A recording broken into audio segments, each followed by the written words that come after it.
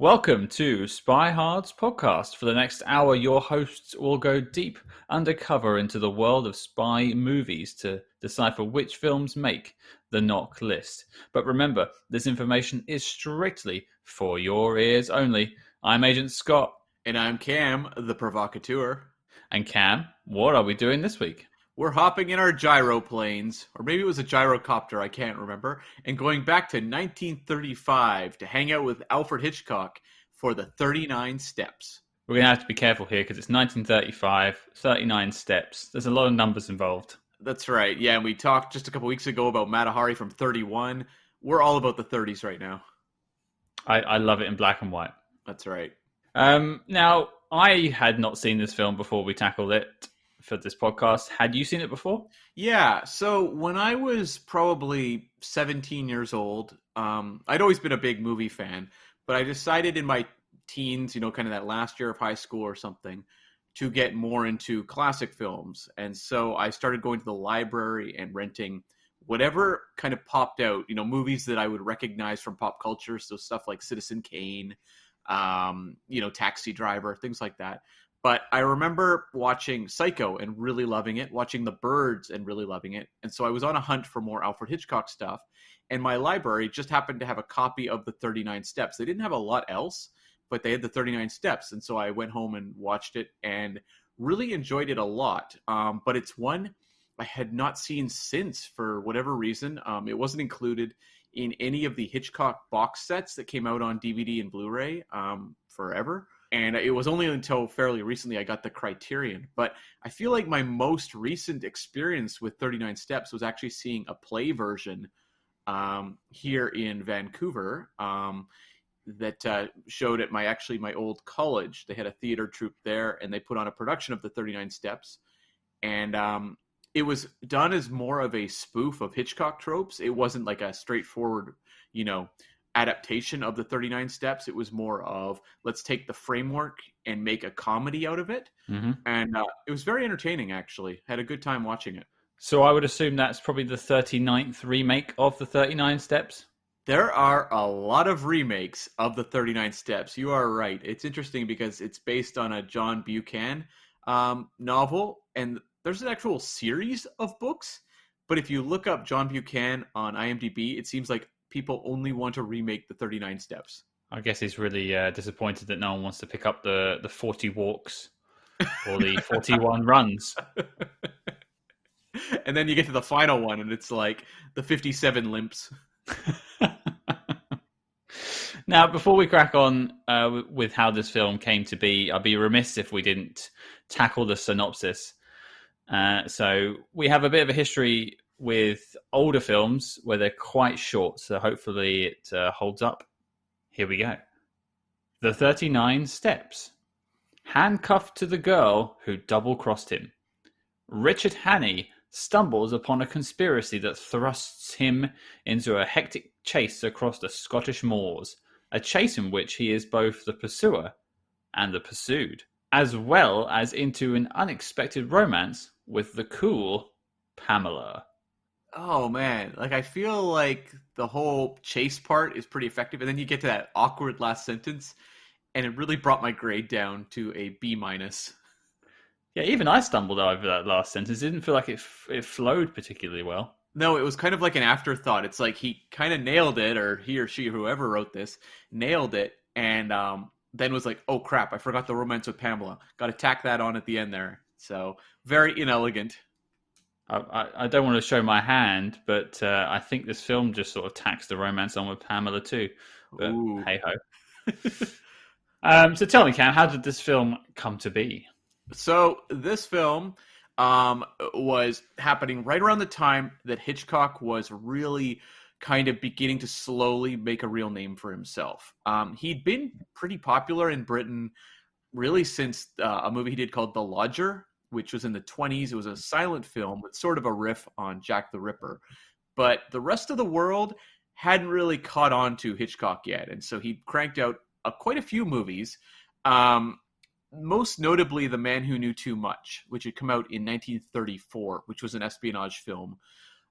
Peter Lorre plays like the villain in that one. And that film was a big hit in Britain. and got some exposure overseas. It wasn't quite yet the crossover hit that he wanted, but it was definitely kind of like that. It was that movie that was just prepared to tip him over into something. And so Hitchcock decided he wanted to make an adaptation of John Buchanan's Richard Hannay series, but he wanted to do the second book, Green Mantle.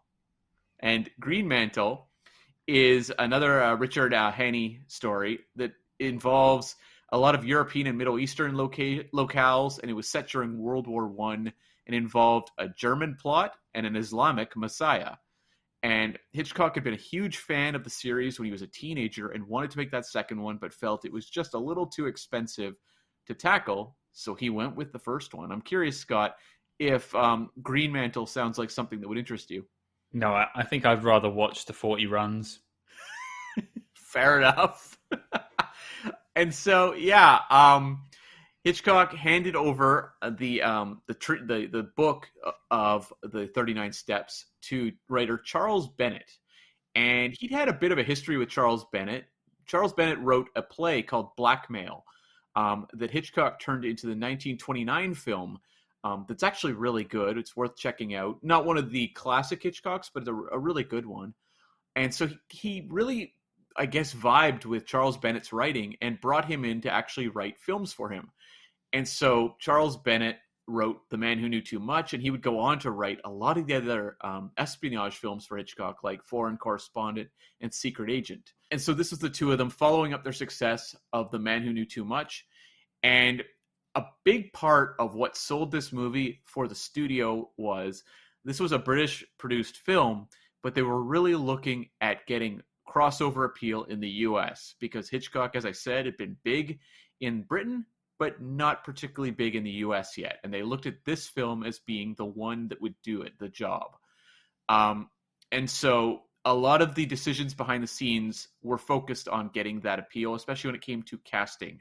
Robert Donat had recently had crossover success in America. He's born in Britain, but at this point he was shooting the Count of Monte Cristo film in America, and they looked at him as being someone they could easily sell as a movie star in America. And he would go on actually in 1940 to win the Oscar for Best Actor in Goodbye, Mr. Chips, where he plays, this beloved school teacher. And Goodbye, Mr. Chips is very much the movie that kind of spawned all the imitators like Dead Poets Society and the Emperor's Club and all those sorts of things, Mr. Holland's Opus.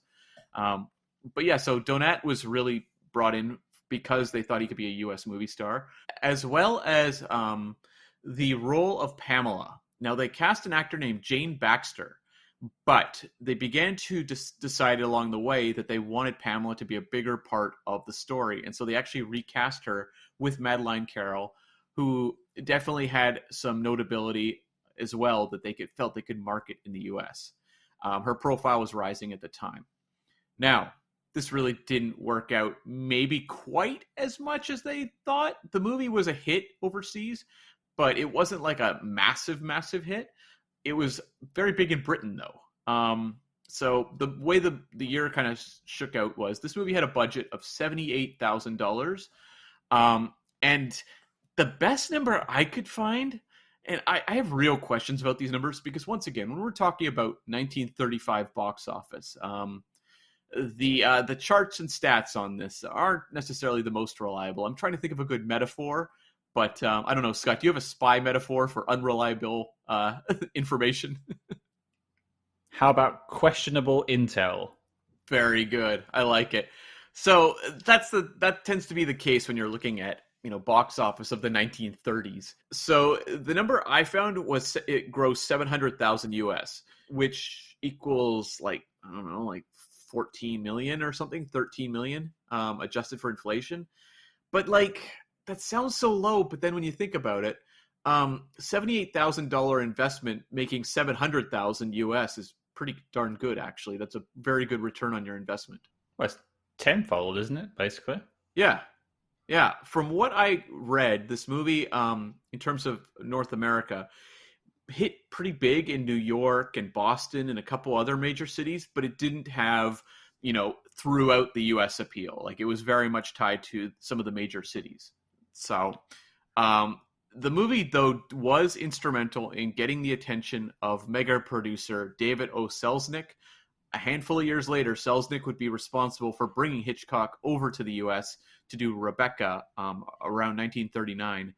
And so, the movie may not have been like the box office smash we associate with Hitchcock, but it did, I guess, grab the right eyeballs.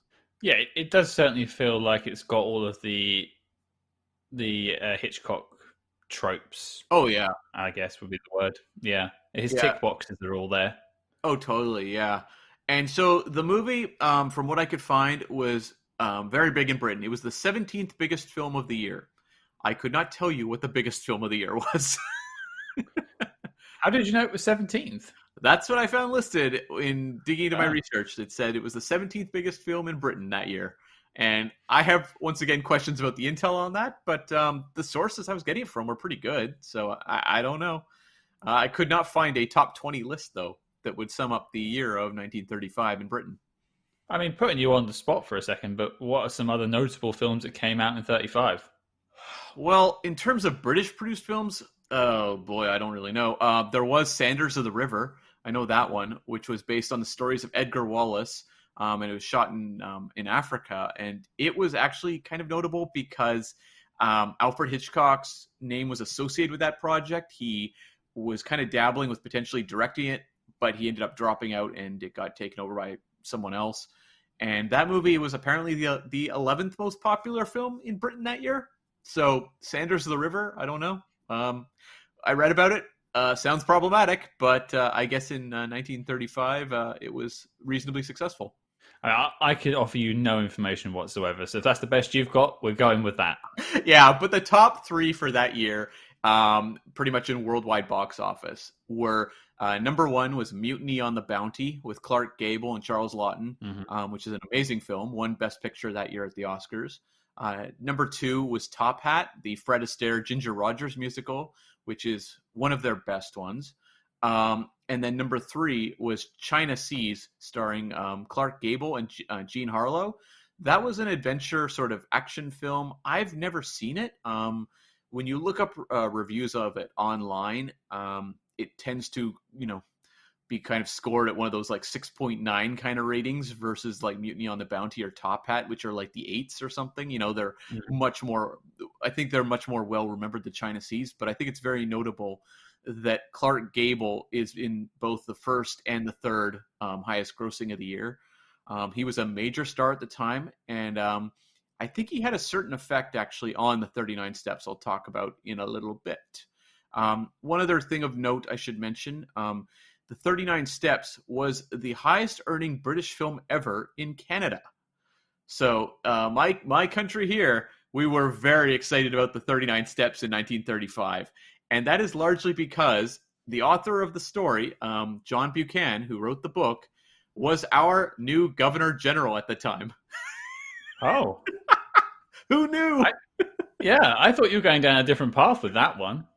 Right? Okay. That was something when I found in my research, I was like, what? And for those who don't have governor generals, which is at least the USA and the UK, what is that in terms of bureaucracy? Where does that sit? Is that like prime minister or? So basically, the Governor General title makes you the federal viceregal representative of the Canadian monarch. Basically, they preside over the Federal Executive Council. So there you have it. That is far more boring than I hoped for. Yeah, it's really not the most exciting when you actually read about it, because it's one of those titles that I've seen a couple of the former governor generals give talks at schools when I was a kid. Like they would do, speaking tours. But it was always one of those titles that you're kind of like what? And I mean, former guest of the show, Tyler Orton, would be embarrassed to hear me saying this, that I'm not that familiar with what they do, because he's much more up on this sort of thing. But there you have it. See, I genuinely thought you would say it was popular in Canada because the main character is Canadian. I know, right? Like, that's what you would assume. Yeah. But actually, you can find posters for this movie where they trumpet the fact that the Governor General was associated with the film. I mean, to be fair, you have Arnold Schwarzenegger going around still calling himself the Governator and stuff. So, yeah, they still do it now. Yeah, so big deal back in the day. And then I guess just the last thing I'll mention was that the British Film Institute awarded this film the title of the fourth best British film of the 20th century a handful of years ago. So there you have it. Where did the Ipcress file fall on that list? Number one, Scott, the greatest film of all time. I'm more of a Funeral in Berlin kind of guy. I don't think it was number one. I don't remember where it ranked, but it was up there. Like it was in the contender list. Well, I think that probably segues us quite well into what we thought about the film. Yeah. Which I'll start off with. I liked this more than the Ipcress file. Be that a good or a bad thing, listeners. I found myself more drawn to this film than that one. It was certainly an interesting film. Again, I was proven wrong on my sort of anything made before 1950s, a bit of a snooze fest opinion. It was quite riveting. I found it funny. Quite an interesting story. Yeah, I was really curious what you'd think of this one because we talked about North by Northwest, in our second real episode, and that one is kind of like the Hitchcock, opus. Like this is one of Hitchcock where he's got all the resources in the world, telling this kind of espionage story with every resource available, to a filmmaker at that point in time. And so I was very curious what you'd think of this one, going back to the beginning when, again, like $78,000 budget. This is obviously Hitchcock working with much more limitations. He's not quite a huge name yet, and seeing kind of a more stripped down version of the North by Northwest kind of story.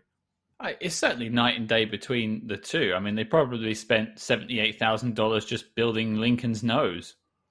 Totally, yeah, that's the thing. In those days, when you get to Hitchcock's big period in the U.S., they were just throwing money at him. So yeah, oh yeah.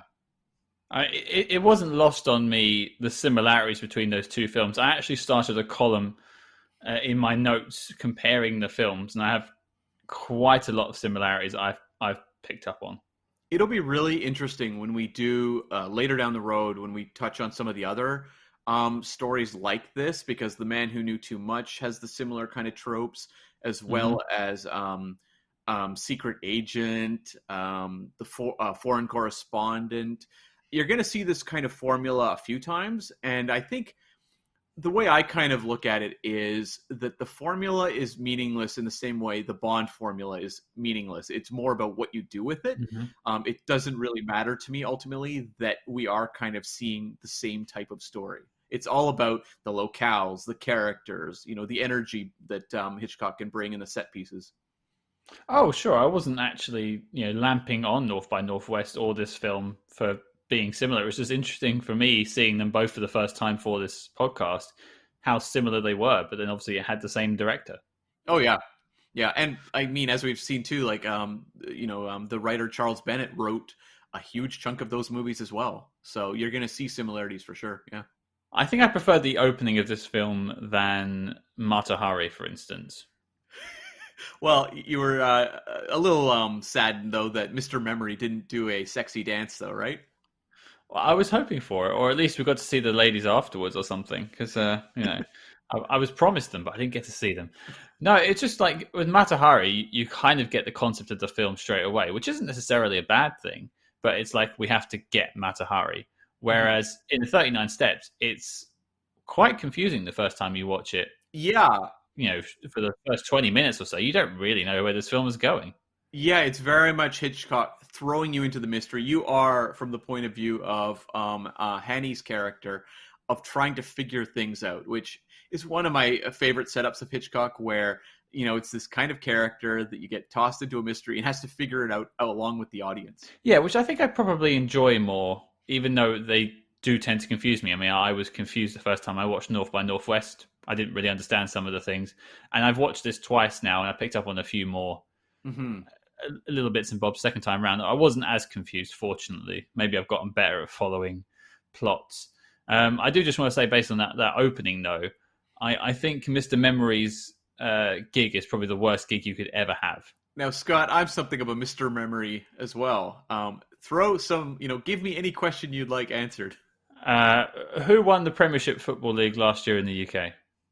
Oh. Boo! Yeah. Boo! Well, I'm more of a novice, Mr. Memory. I'm not quite at the stage level yet. Um, let's just say my brain is not going to be donated to the British Museum.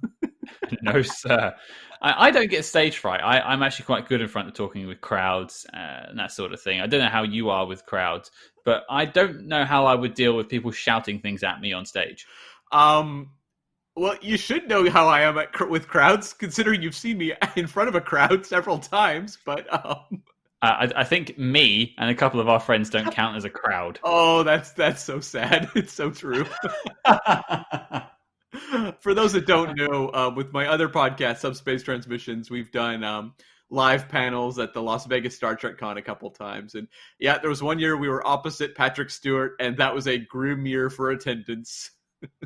There came a moment, I think it may have been this one or one of the other years, where they opened it up for questions at the end. And then Cam and Tyler both looked at me as the man who should ask a question because no one else was. I think looked is the wrong word, more like stared down. Oh, I felt it. And the best part was you, like, hands in your pockets, looking at the floor. I pretended to get a phone call and walked off. Yeah, but no one has ever booed us. So, like, yeah, to be in the role of Mr. Memory and have people, like, just yelling and booing, that would be very depressing. And he's got, the rowdy London bar crowd as well. How do you even do that show? Because in those days, did he even have a microphone? No, you wouldn't have them. You would just project. That people were taught to project to the rafters. How is that even possible? I imagine you'd get a lot of, huh? What? Yeah. Speak up, mate. Yeah, people have no reason to ever complain nowadays when they get a seat, at the back of the room or something with modern microphone techniques and all that, or technology, I should say. I mean, back in the day, you had it rough when you're in the back row. I know we're talking about a different film, but one of my favorite gags of the last sort of 10 years in films came from the movie Shazam. Okay. I don't know if I'm sure you saw the film. Oh, yeah. There's a moment where Shazam and the bad guy played by... Oh, Mark Strong. Yeah. Mark Strong. They're flying in the air, and I think Mark Strong is pontificating his evil plan or something like that. But they're quite far apart. And then Shazam just shouts out, I can't hear you. That was actually really good. I do remember that moment and laughing out loud in the theater when I saw that. That was actually very clever. Yeah, I imagine you'd get a lot of that. But yeah, I did enjoy the opening of the film altogether, though. But Cam, here is a question for you from the opening of the film. Would you take someone home with you that you've just met and then starts, not wanting to be seen through the windows and wanting the lights turned off? Would you just kick them out of the house? Because that felt very creepy for me. It was very weird, and I gotta say, old Hanny there, he is a fascinating character because, this movie gives you no real backstory on this guy, and so a lot of the movie I'm like, who is this guy? Because you're right, it is very strange. This woman, Annabella Smith, approaches him, or at least she claims that's her name, played by Lucy Mannheim, and basically is just like, can I come back to your place? And, there's been something of a mob, a gun has gone off during the Mr. Memory show, and so, there's been chaos, they've run out in the streets, and she just like, can I just come home with you? Which, it's not played as ooh la la, of course. No.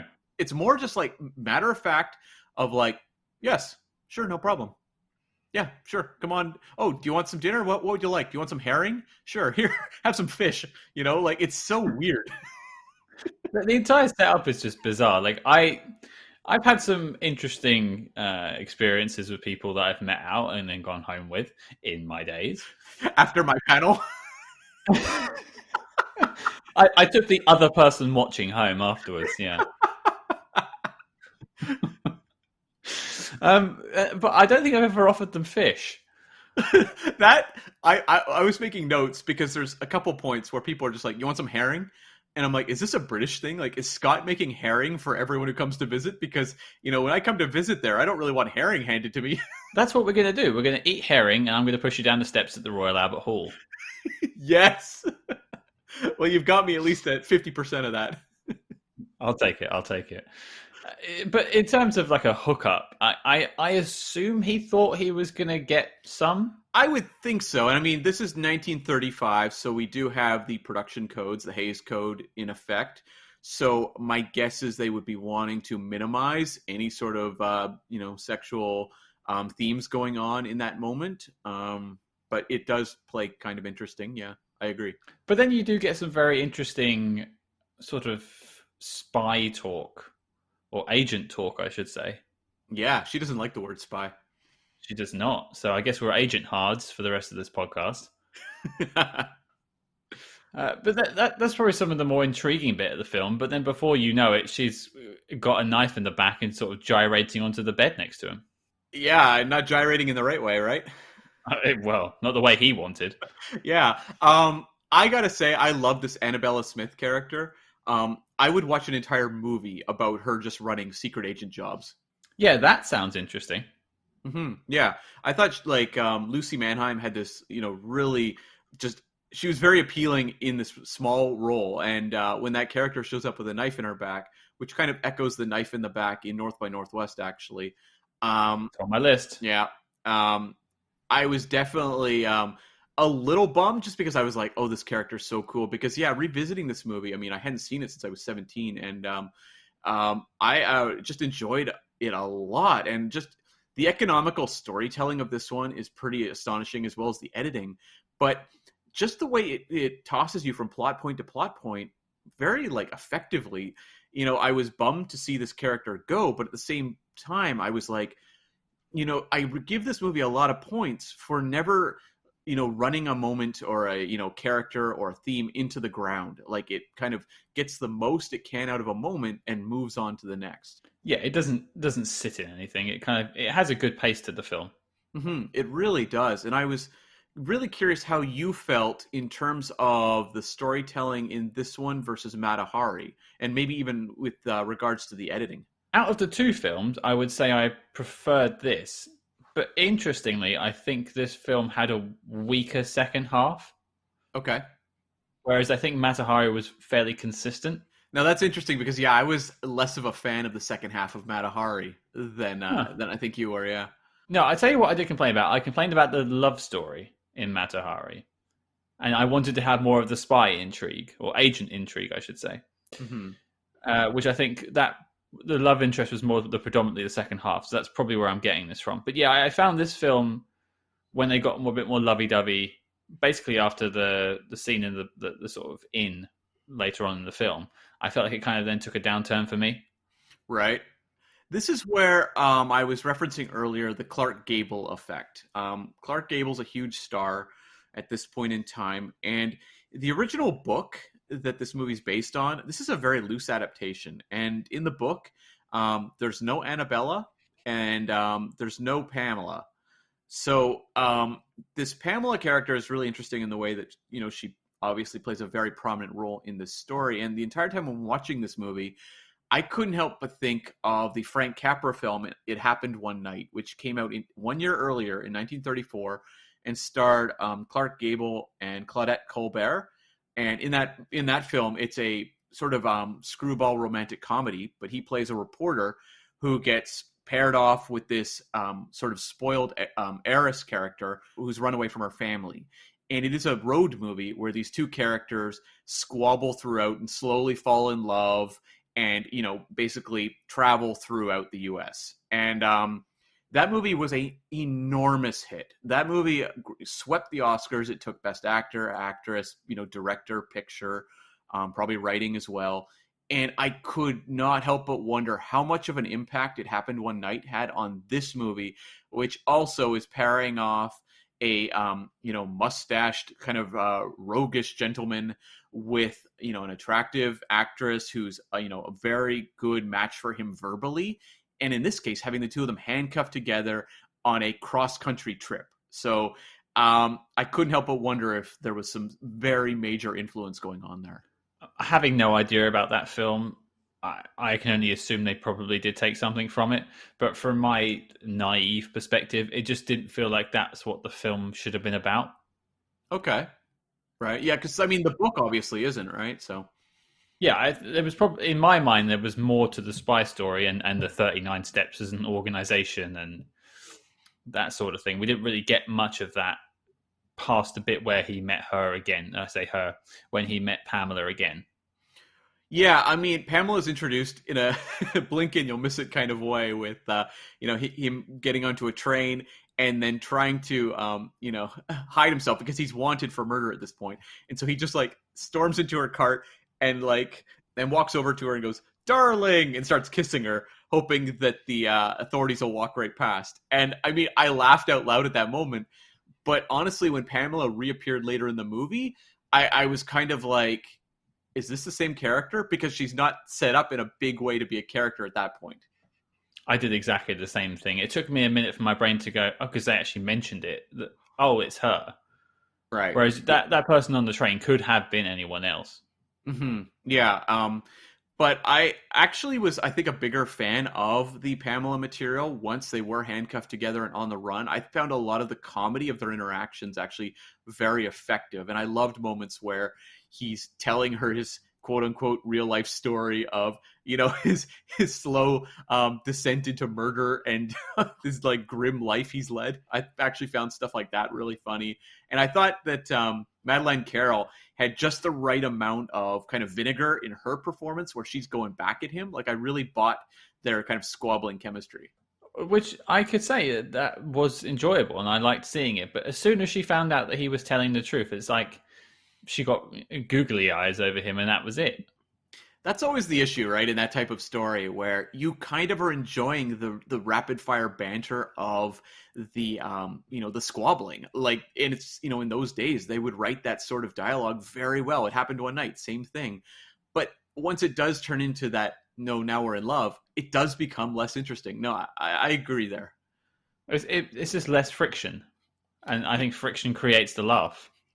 Yeah, I can totally see that. Yeah, I mean, it's way more fun when he's just like, the two of them are basically at odds, dragging each other through the Scottish Highlands. Yeah, well, that scene where the innkeeper's wife keeps coming in and out, and he's having to like hide the handcuffs in different ways, and that's fun.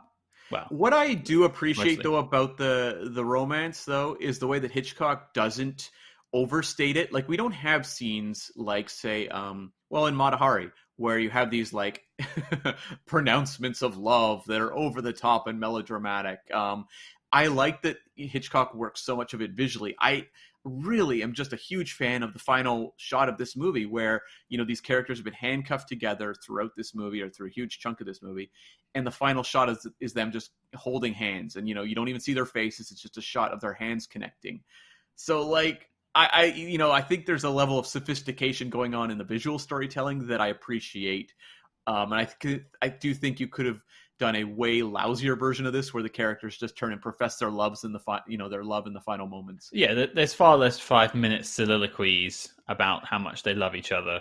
I like that he's more targeted and limited with his use of the love story.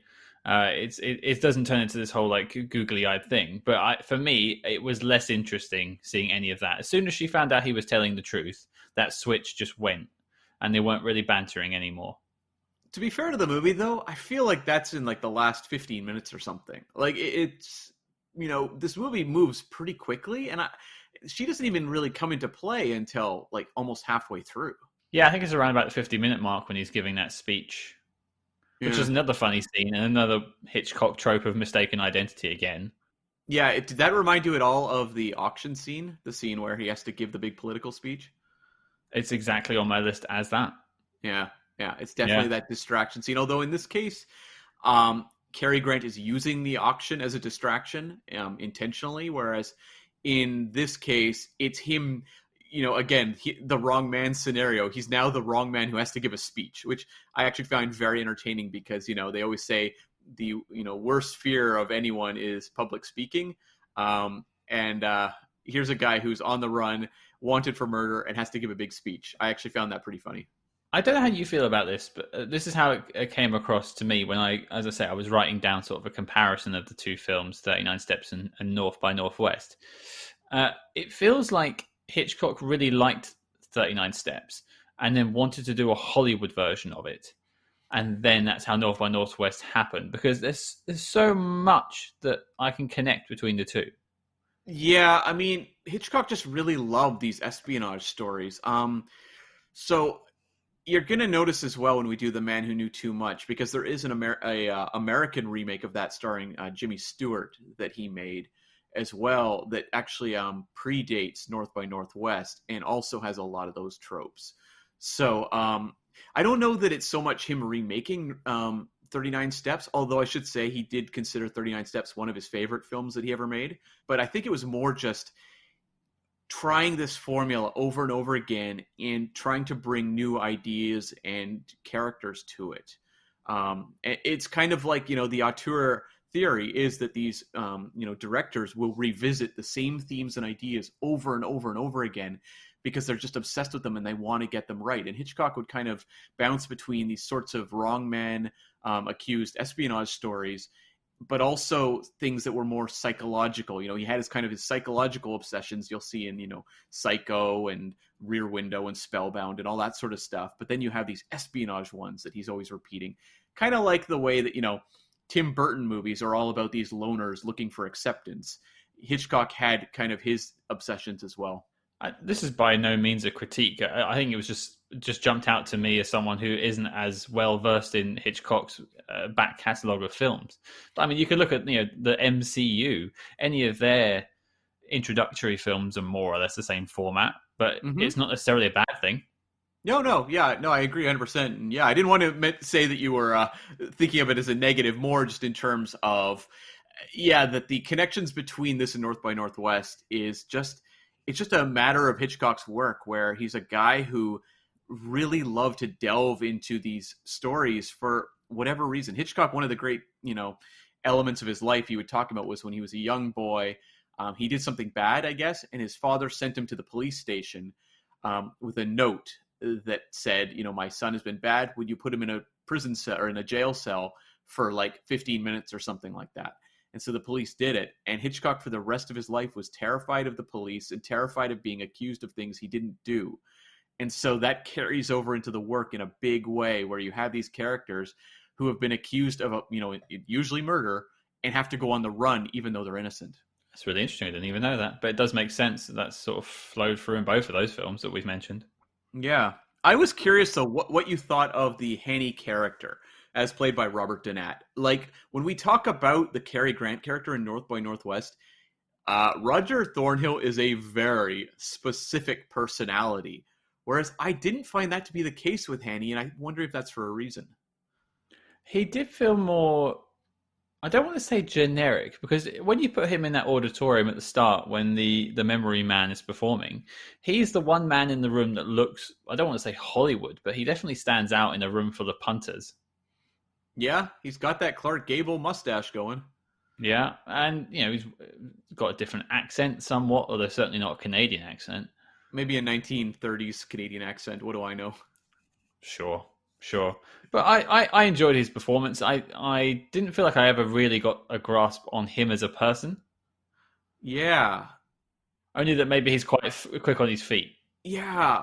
I was wondering how much of that was intentional, because this character, and I've talked in the past how often these audience avatar characters can be really boring.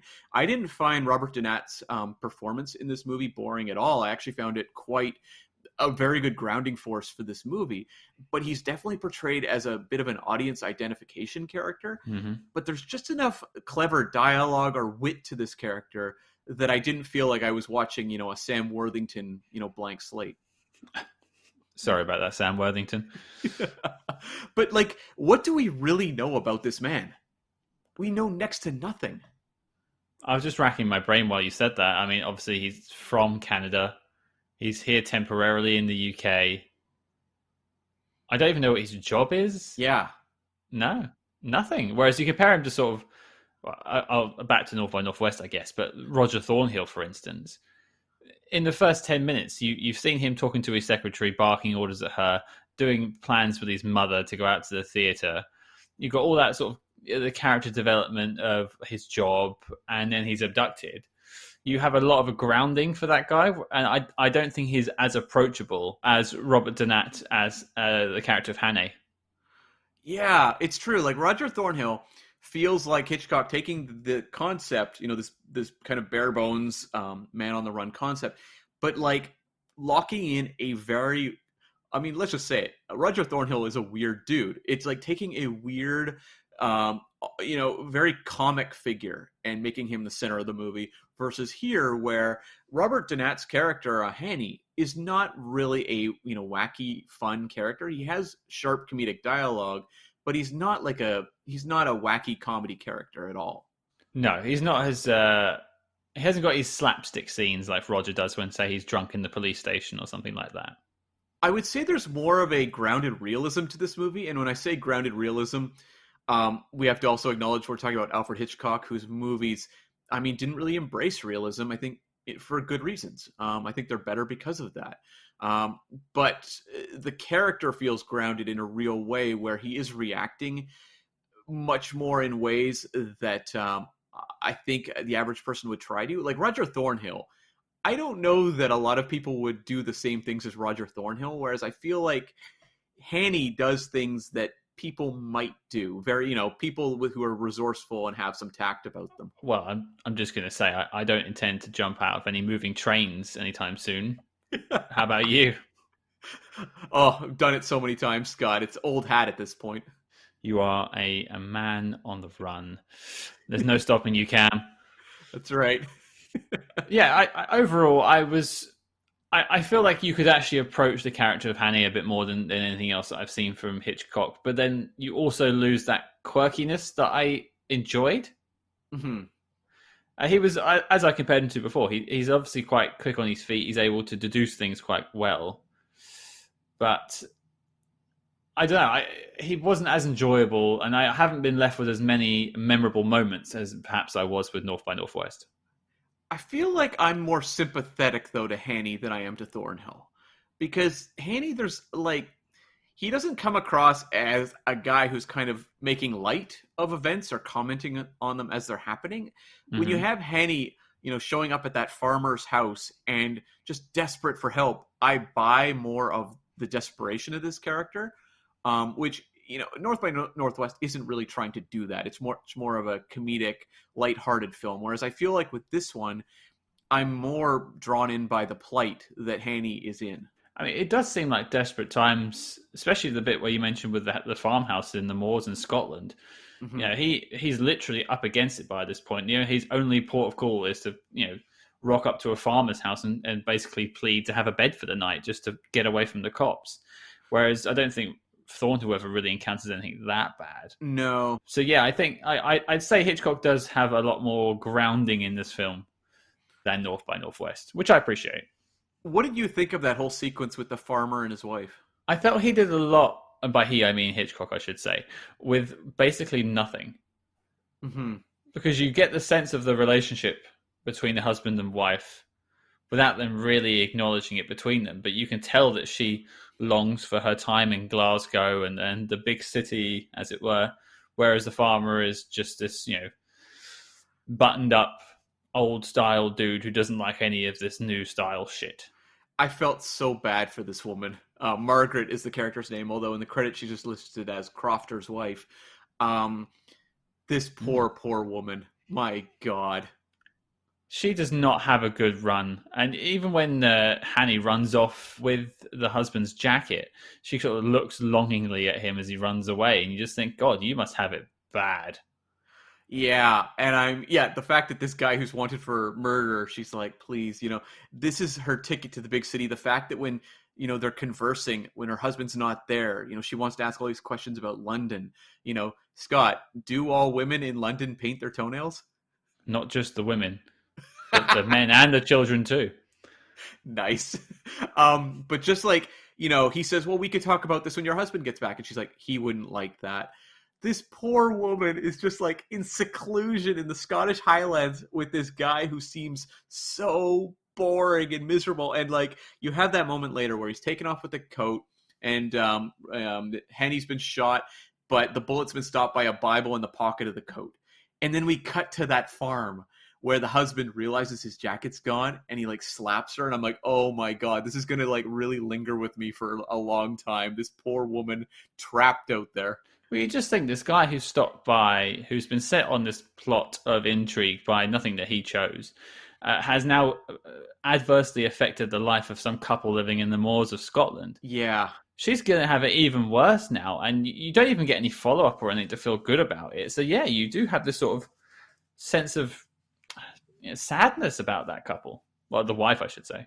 My hope is that she hops a truck to like London at some point.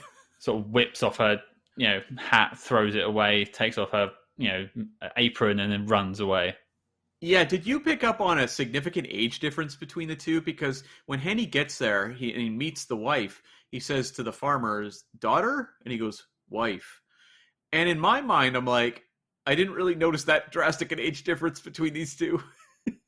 Oh, I did. I actually got it. I knew exactly what they were aiming at with that. But I also noticed that they really played up the makeup on the crofter, John Laurie, who we're referring to as the farmer, but the crofter is the correct one. But it seems like he's got sort of like darkened lines with the makeup on his face to make him look older. Yeah. And sort of more buttoned up, as I said. I think the problem for me is always that I feel like everyone in a movie in the 1930s or 20s looks like they're pushing 50. I can kind of see that. I mean, you think about the age of Cary Grant playing Roger Thornhill, and there was a big difference there. Yeah, well, he was in his 50s. Yeah, but then his mother was like, wasn't she played by someone who was 3 years older than him? Something like that, yeah, like maybe 5 or 6, yeah. It was a bit weird. But I did like what Hitchcock did with the crofter and the crofter's wife. It for two basically insignificant characters, they actually leave a bit of a lasting impression. They do, yeah. Yeah, around the time they would have shot this, the crofter, the actor who played him, John Laurie, would have been about 38 years old. So I don't know. Like, that's the thing. I look at this man, he was now younger than I am, and I go, that is not a young man. No, he looks weathered. But then you probably would look like that if you lived in a farm with no central heating in the middle of the Scottish Highlands. Well, I'll never find out. So, yeah, sure. I'll go with that. What are you talking about? That's like day 2 of your trip to the UK. You just drop me there with a map? Yeah. I'll come back a week later and see how old you look. That would be amazing. And I look exactly the same as the crofter. Maybe you found yourself a wife you've stolen from someone. Same accent and everything. Actually, it's funny you mention the accents. As someone who knows a lot of Scottish people, Scottish heritage, they drop in and out with their accents. Mm-hmm. They've never. I mean, for a lady who comes from Glasgow, and Glasgow has got one of the thickest Scottish accents you can find.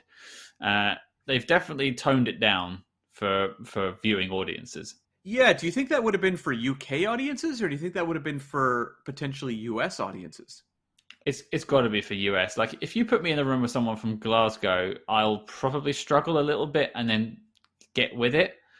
Whereas if I put you in the room with someone from Glasgow and then asked you to get directions from them, I think you would come out more confused. Yeah, because Peggy Ashcroft, the woman who plays the crofter's wife, was British. So they were also just casting British actors as these Scottish characters. The person I found most convincing in terms of a Scottish accent was the wife of the innkeeper. Okay, yeah. Hers seemed pretty spot on. The rest of it was quite questionable. But yeah. While we're talking about characters like this, I noticed a big theme in this movie is this weird like conflict between the people in the country and the people in the cities. You have a lot of scenes where characters, these country-based characters, have very negative things to say about the people of the city. And it's this very, very strong remark on, I guess, the class system of the time, potentially. I'm just curious if you, as someone who lives in the UK, had any insight into this that I lack as a Canadian over on the other side of the pond. A little bit, I would say, but that's mostly because it's definitely changed now. Because you'll find places like Glasgow, Aberdeen, Inverness are all big cities now. I mean, not on par with, say, London, but definitely on par with someone like Birmingham or other big places I could name that you would probably know. Mm-hmm. So they're more city-like now. So, but what you'll find is people will still refer to each other as from the city or from the country, and we will exchange jokes and words between each other, but it's all in good fun. We don't tend to actually badmouth each other with malice. And you notice a lot of the hostility in this movie, which I just found really interesting. I guess just maybe a sign of the times of the 1930s and what Hitchcock was interested in exploring. I mean, there was a lot more money in the cities than I imagine in the rural areas at that point than there is now. Where you could a lot of people who work in London live outside of the M25, which is the ring road around London. They live in rural areas and then transport themselves into London just to work. So there's money kind of everywhere now. Yeah.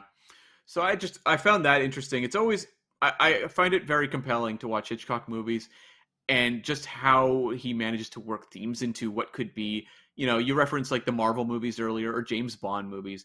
Those movies don't have a lot of heavy themes going on, but Hitchcock takes these very, escapist vehicles and works in a lot of themes that I think are, elevate the material.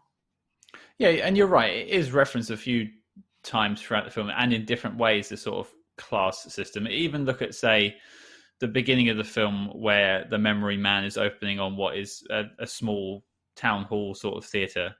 Mm-hmm. And then obviously he's done quite well for himself. A few days later, he's playing at the London Palladium and everyone is sort of dressed slightly better and there isn't a pub full of rowdy lads. Yeah, very true. And there's not a big brawl that breaks out. No, exactly. It's almost more polite there, which it would be at the Palladium. Yeah. I was curious if you are recording at this very moment from the Palladium. I'm not. I'm actually recording from Lime Grove Studios, which is where this place was actually filmed, funnily enough. Oh, nice. Very nice. And a little factoid for everyone, Harry Palmer's house is right round the corner. Oh my God. It's like the magical land that I just have to visit. You have to, I don't know, but I have to imagine that Ipcress File was filmed at Lime Grove Studios as well. Yeah, I don't remember. I'm sure we probably looked that up at the time, but I can't remember. I was curious, though, what you thought of, I guess you could say, the villain of this movie, Professor Jordan, played by Godfrey Turrell, who shows up in this movie and has a reveal that reminded me a lot of a movie we talked about recently. Oh, I'm very glad you mentioned that, because I wrote that down too. I only wrote 2 notes on the Professor, or Professor Jordan, I should say. One is that he is mysterious because he really doesn't give much away. You don't actually find out any of the 39-step plan from him. You actually find it out from the memory man. And then there's the finger reveal. Yeah.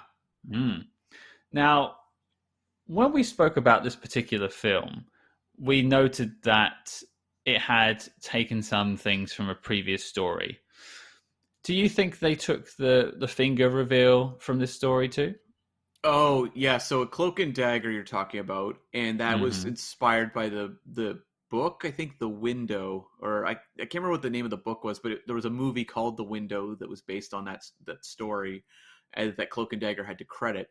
I don't know, because Cloak and Dagger had such a heavy level of Hitchcock references in it that it would not shock me if this was a Hitchcock reference in Cloak and Dagger where the woman pulls off the glove and is missing 2 fingers. Although, to draw a parallel, when that was revealed in Cloak and Dagger, I freaked out because I didn't see it coming.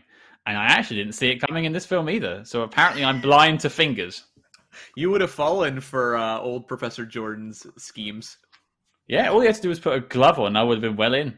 Probably would have ended up shooting myself.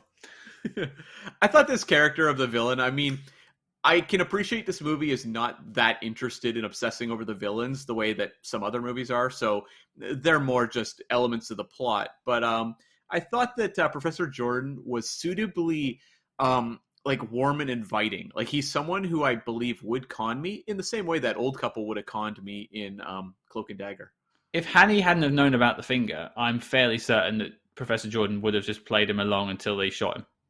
Oh, totally. Like he would have been successful. It's all because of that finger information passed on by Annabella Smith. But then there's also the, again, similarity between this and the character in North by Northwest, who I can't remember the name of, but the bad guy in that, where he's more just sort of a guy trying to do a job. Yeah, he's very lackadaisical about being a criminal. Like he's not someone who's like he's not a Bond villain. He is not Doctor No. No or Goldfinger. Well, the one thing he has over the guy from North by Northwest is that he does actually shoot someone. Mm-hmm. Yep, that's true. Yeah, Mr. Memory there at the finale. I loved the whole setup of that finale. I liked that the movie's bookended with these two sequences in theaters with Mr. Memory, and the fact that Mr. Memory all along has been an accomplice in this scheme to pass information about, I guess, airplane technology Yeah. to to the enemy states or whatever. We never find out who this information's going to. I'm gonna guess the Germans. This is 1935, right? Yeah, so that would make sense. They never specify, but that would be the guess. But yeah, so Mr. Memory, all along, this character you thought was just kind of a fun, gimmicky character at the start of the movie, is the key to the entire story in the 39 Steps. That calls back to what I said earlier when I was sort of talking about my thoughts on 1930s, 40s films, where I didn't think they had the complex stories that would have a character that is briefly there at the beginning appear at the end and it all tie together. And so that bit blew me away because I actually just wrote off the Memory Man as just a gimmick to get Hannah in the theater to meet Annabelle Smith. Yeah, like the fact that this movie that's made, like 85 years ago, Wow. completely fools me, like is really impressive. Like I'd seen this movie, as I said, when I was like 17, but I did not remember a whole lot other than just kind of the basic premise of this guy and this woman on the run, handcuffed together.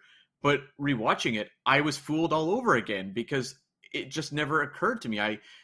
It's like we're trained now to almost look to older movies to expect kind of what's in front of us, where you do have the Jordan character. Oh, he's the villain. Okay, I get this. I can go along with this. Mm-hmm. And a lot of movies of that era, that would be the case. The lesser movies. But I think Hitchcock is so clever and ahead of his time that you see it in the film craft, in like the cinematography of this movie. There's beautiful shots. The editing is fantastic and really economical and fast paced. But you have this reveal of Mr. Memory that I never saw coming, and it completely works. Did you get the whistling cue? No, I didn't actually, and I don't think you're supposed to. I don't think you're supposed to remember it from the start of the movie so that you have that aha moment when it appears at the end. Yeah, I wasn't going to like make something up and say I got it. I didn't even remember the music cue, and then I just thought he was whistling an annoying song, and then bang, it all hits you at the end. You're like, oh wow. Yeah, and I love the psychology too of the Memory character, who can't hide the fact that he's involved in this scheme. Like he has this, like, I don't know, compulsive disorder where when you ask him what the 39 steps are, he can't be like, I don't know. It's like, I don't know if it's based in pride or just a complete inability to hide the fact that he knows something. I think it's more of a case of like he has to espouse his information, otherwise it will haunt him or something like that. I didn't really understand that bit. I think it's based in psychology. I think this guy just, I mean, the abilities he has are not normal. Like to be able to memorize, all of these facts to the level he has it. I think there's something to his psychology that requires him to spew this information out. So I think even if he doesn't want to give this information, he has to. That would make sense. And also why he actually blurted out in a crowd of people. Yeah, no kidding. I think you're right, though, when you say it's more to do with Alfred Hitchcock's abilities and him being ahead of his time for him to craft a story this way. And it makes you think, if he was cracking out films today, what would he be making? I don't think this would be a great time to be Alfred Hitchcock nowadays. It would be really, I think, a bummer. I think at best you hope that he is in that Chris Nolan camp where he's successful enough that he's able to make his own projects, the way he wants to make them. But nowadays, it seems like if you're a director of note, they're just like, okay, what superhero franchise are you going to do? What Star Wars movie are you going to sign on for? Can you imagine an MCU movie directed by Alfred Hitchcock? Well, we can run with this one for a second. I'm trying to think of like what kind of character would grab him, because we think of his themes. He likes to deal with human psychology. He likes to deal with people on the run. I would say ordinary people. I don't think he's really into the superhero type of characters.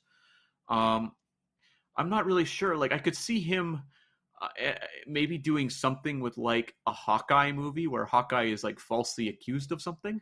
Like, I feel like it would be a stripped down character. It's not going to be, Captain America or Iron Man. I think he would also have a lot of fun with the Black Widow character.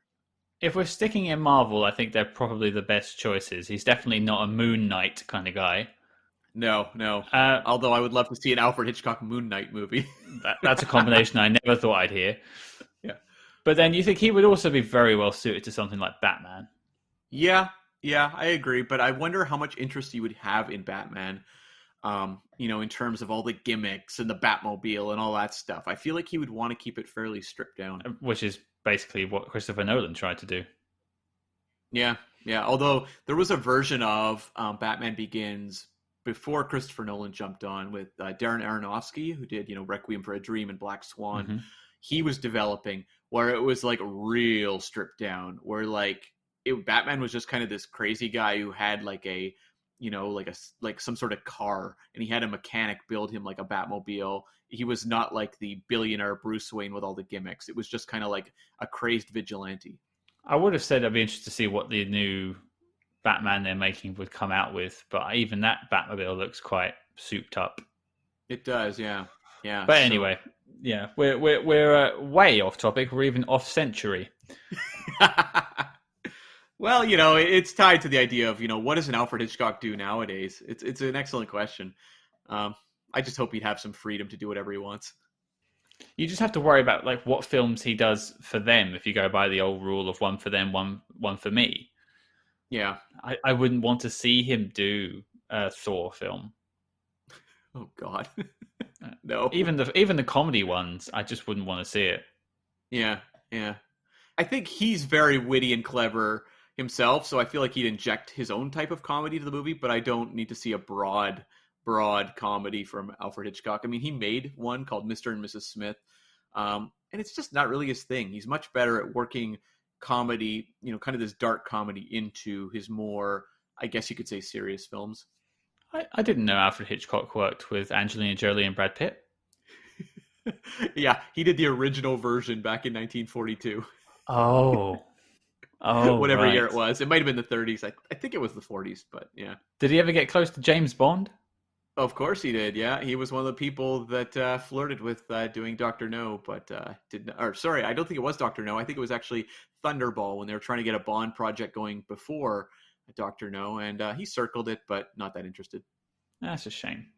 Yeah. Well, is there any other characters you want to say a few things about? No, I think that sums up the characters for me. Yeah, like I don't feel like there was a weak link here. I think you can point to, say, like the Professor Jordan character and be like, he's not as memorable, but I also think that's by design. I think he's supposed to blend in well.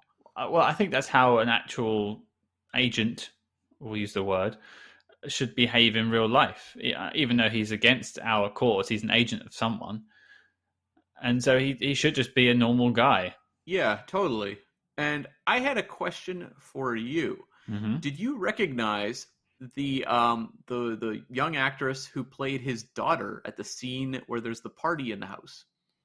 It was so fleeting. I couldn't even tell you what her face was like. So no, I did not. It is fleeting. She was played by an actress named Elizabeth Inglis, and the name may not ring a bell, but that is Sigourney Weaver's mother. No way. Yep, there you go. That's a connection right there. Mm-hmm. I wonder how Alfred Hitchcock would have handled the Alien series. Oh my God.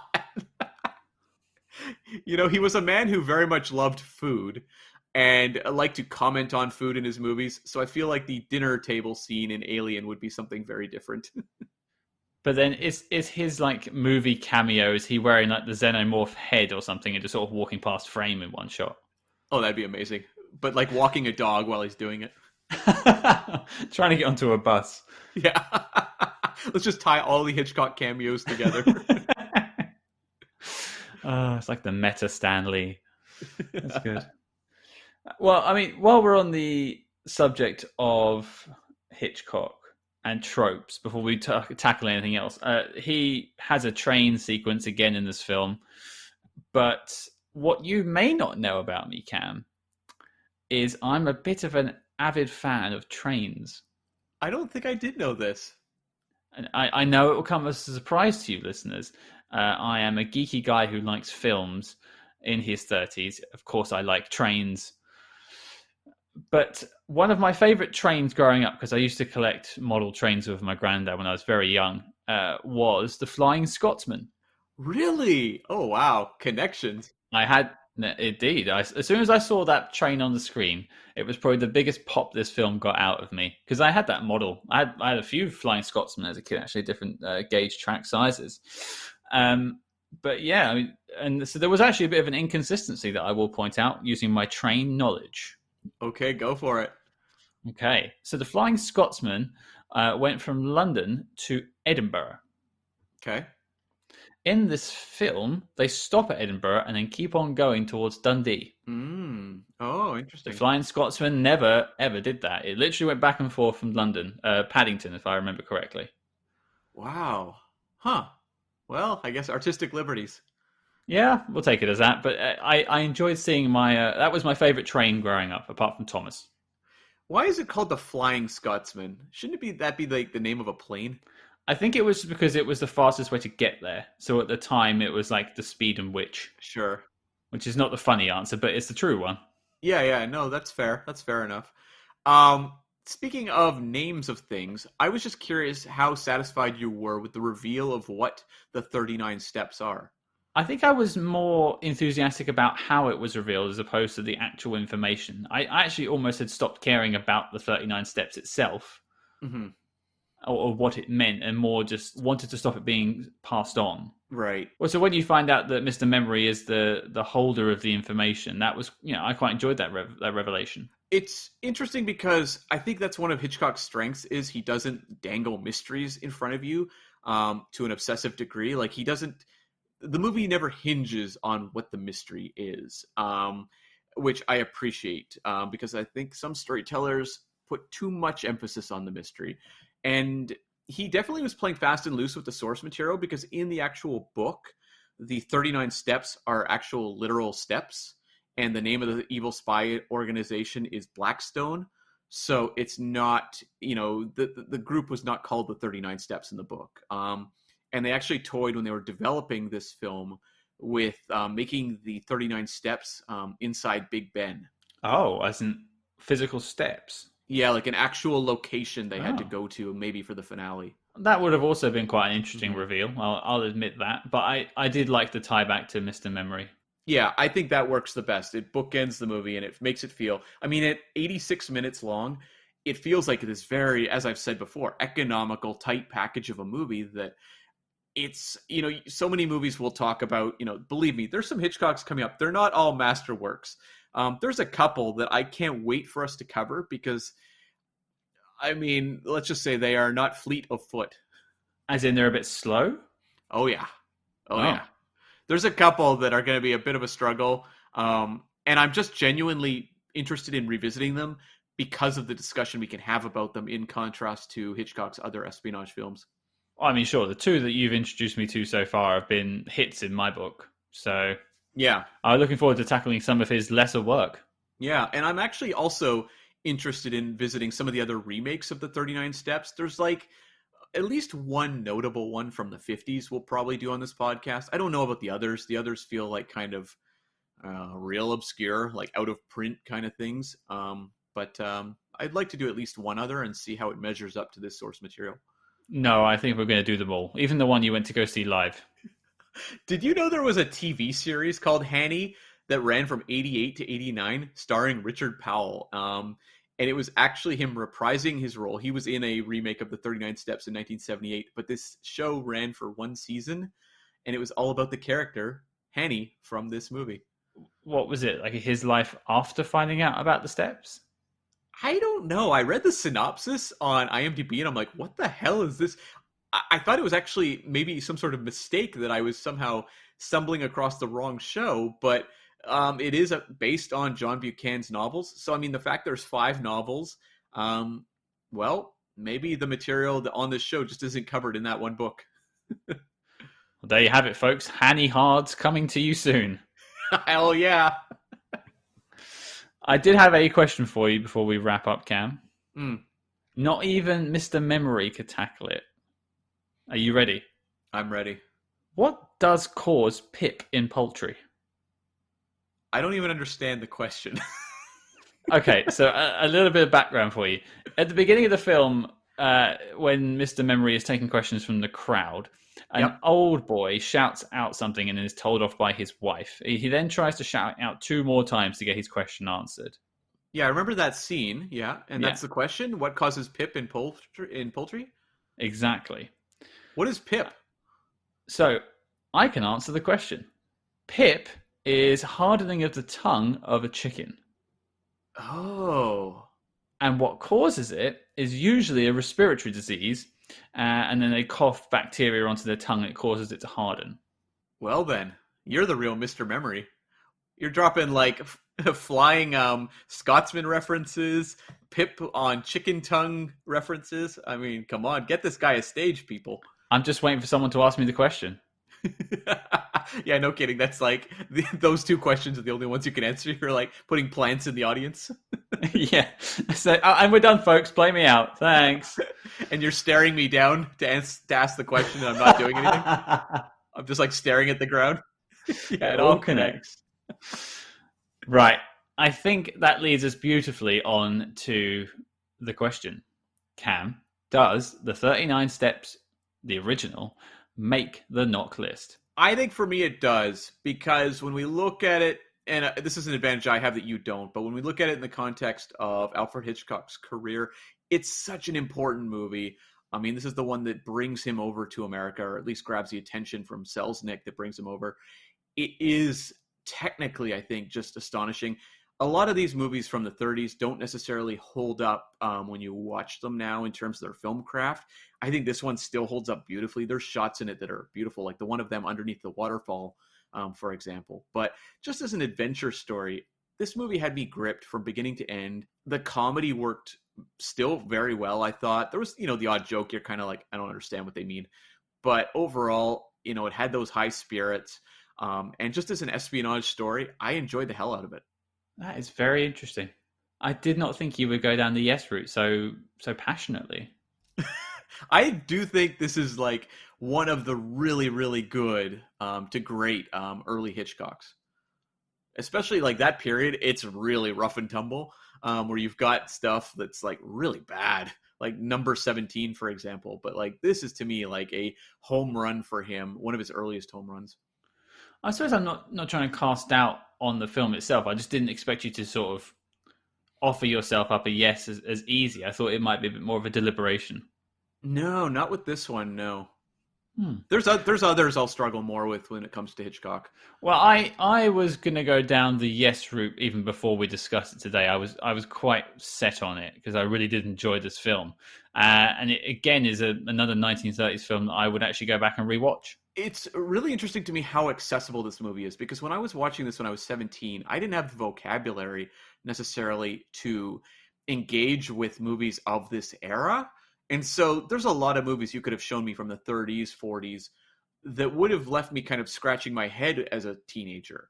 But this one was so accessible that I think it shows just how well it's aged and how appealing it still is. I think, there's a lot of movies we'll tackle that are older that feel dated and kind of creaky. Whereas I feel like this one, you can say, well, it doesn't have the set pieces we would see in maybe another movie like this nowadays. But in terms of its energy and its skill and the characters, I think it holds up incredibly well. Yeah, we didn't really talk about the cinematography in this film, but there's some really fantastic shots. The one that stands out to me was when they're in the taxi cab going to the fake police station after they get handcuffed together, and it kind of pulls out of the passenger side window around to the back of the car as it's driving off. Yeah. And that's a shot you could do now. Oh, yeah. And let's just give some credit to Bernard Knowles was the name of the cinematographer. Doesn't really look like he worked with Hitchcock again, but I mean, what a beautiful looking movie. Yeah, those shots of the moors and everything. You'd love to see it in color. Yeah. Although I will say the black and white film cinematography looks really beautiful. Like On my Criterion Blu-ray, it was very sharp looking. Yeah, I had heard there were some dodgy copies of this film out there. You can actually watch it on YouTube now for free. Yeah, there's a lot because it's one of those movies that fell into a weird copyright issue where a lot of these kind of lesser companies would just snap it up and then put it out on cheap DVDs. That makes sense. And then it was like a copy of a copy of a copy sort of thing. Exactly, one where there's a lot of popping and hissing. That's why I didn't really own it until Criterion put it out. Right. And if it's going to be on Blu-ray, it's going to be a good transfer. Yeah, exactly. Criterion puts a lot of care into their transfers. I'd like to potentially buy the Man Who Knew Too Much 1934 version on Criterion as well. Well, I'm sure we'll cover it someday, so that might be the push for you to buy it. Yeah, might do. Right. Well, it sounds like it's a yes from you and a yes from me. Yeah, we've got two Hitchcocks in the NOC canon now. Very interesting. I just can't wait to get into some of the ones that I don't want to say they're bad, but just are the ones that are maybe more polarizing. Yeah, I would like to see a film that isn't as well regarded as this. Even when I mentioned this film to my better half, she turned around and goes, "Oh, that's a classic." So I think it's even on her NOC list. Yeah. Perfect. But yeah, so there you go. That's 2 yeses, and therefore the 39 steps is on the NOC list. And of course, you can find the NOC list at letterboxd.com/SpyHards, where you can see all the films we've covered so far and some of the ones that are coming up. That's right. Support for SpyHards is brought to you by Manscaped. When it comes to below-the-waist grooming, nobody does it better. Manscaped's tech masterminds provide the most efficient tools an aspiring spy could hope for when it comes to prepping the family jewels. So, Scott, what do you do to look after your double O's? Well, Cam, as you know, we work on Her Majesty's Secret Service, and that means sometimes we need to improvise. I've had to rely on all kinds of unreliable methods, including beard trimmers and even razor blades. And let's just say a couple of times my 007 almost became a 006. Put down the gold-cutting laser, Scott. Because as Q once said, never let them see you bleed and always have a Manscaped strategy. Well, Manscaped delivers on both fronts, thanks to their new and improved Lawnmower 3.0. This state-of-the-art electric hair trimmer features a cutting-edge ceramic blade, a 90-minute battery, and the company's pioneered advanced skin-safe technology. Agents can trust their safety will be guaranteed when it comes to field work. Plus, this technology is waterproof and features an illuminating LED light for close-up precision. Even if you're swimming with sharks, you'll be able to keep the British end up. And this trimmer's high-speed 70,000 RPM motor will never compromise your stealth mode thanks to Manscaped's Quiet Stroke technology. These guys understand the demands of the lifestyle and are even throwing in a USB-powered charging stand as well. Spies do tend to live out of a suitcase after all. Don't I know it? Experience it firsthand yourself. Get 20% off and free shipping with the code SPYHARDS, that's SPYHARDS, at manscaped.com. We officially grant you all a license to trim. Your Thunderballs will thank you. Now, Cam, what are we looking at next week? We are going to 2007 to tackle the third Jason Bourne film, The Bourne Ultimatum. Indeed we do, and I think we have some very, very special agents dropping in from the ceiling. The lads over from the Impodible podcast will be joining us for that one. Awesome. So, folks, your mission, should you choose to accept it, is to watch The Bourne Ultimatum before next week's episode. And don't forget to follow us discreetly, of course, at SpyHards, that's SpyHards on Facebook, Twitter, and Instagram. But until next week, listeners, good luck among the shadows.